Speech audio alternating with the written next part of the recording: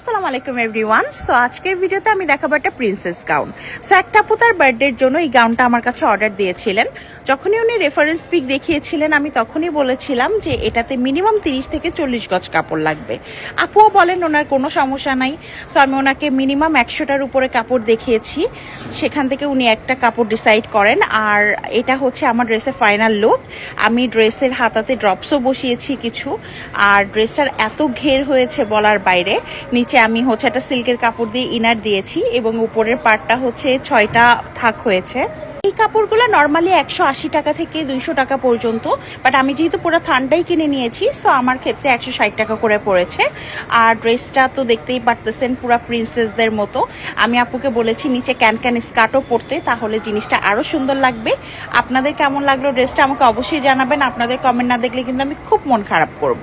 So আজকের জন্য এই পর্যন্তই। আল্লাহ হাফেজ।